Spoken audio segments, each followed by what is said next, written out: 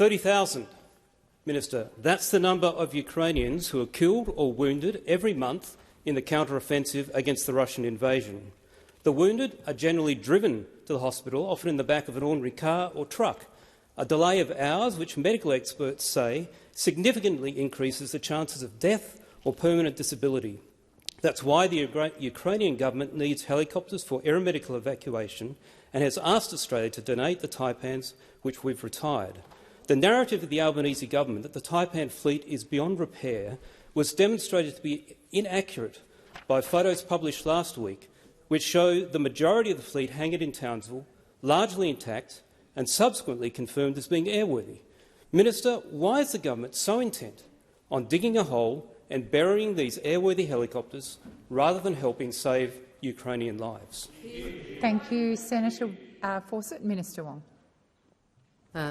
Thank you, President, and I think I respect Senator Fawcett's involvement and engagement, obviously, in his time in which he served the nation, and also on the Foreign Affairs, Defence and Trade Committee. And I know how much he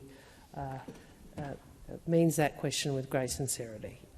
And he would know that we have had bipartisan support for Ukraine since Russia's illegal and immoral invasion. And you would know that in opposition, the Labor Party supported the then government's position on Ukraine, and in government we have continued to provide support to Ukraine, including the training of personnel. And I think I've said in this chamber, possibly one of the most moving visits I have made has been to the location in the United Kingdom where Ukrainian troops are being trained by Australians, by British and other defence forces. And you meet people who are postal workers and farmers and clerks who are prepared to die for their country. So we share his concern about this.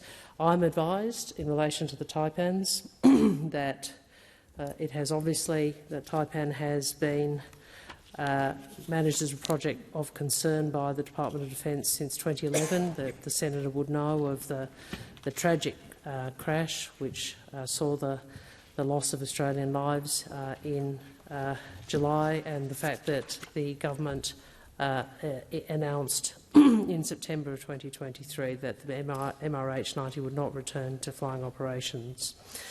I'm advised that Defence received a request from the Ambassador of Ukraine and that by this date the helicopters had already been subject to extensive disassembly. This decision has been communicated to the Ambassador. The time for answering has expired. Senator Fawcett, first supplementary.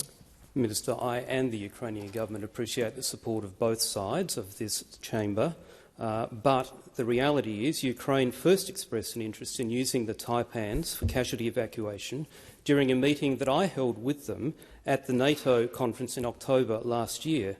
And I made sure that your government was advised of that interest before I even left Copenhagen to return to Australia. Minister, why didn't the Albanese government even bother to pick up the phone to consult the Ukrainians before deciding on a plan to just dig a hole and bury the helicopters? For asking has expired. Minister Wong. Thank you. As I understand it, on all occasions, or in relation to these matters, that the government has acted on the basis of advice from Defence.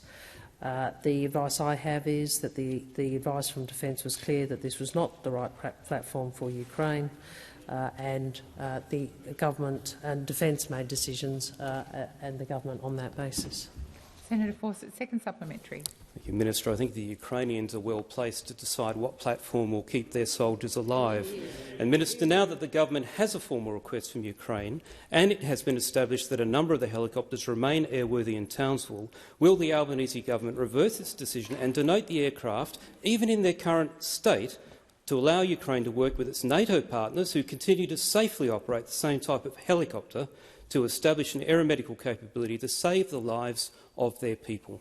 Thank you, Senator Fawcett. Minister Wong. Thank you. In relation to this issue, we will continue to take advice from Defence about the best way forward in relation to this platform, but also I would make the broader point that the government continues to keep under review the nature and breadth of the assistance to Ukraine. I am bemused, Deputy President.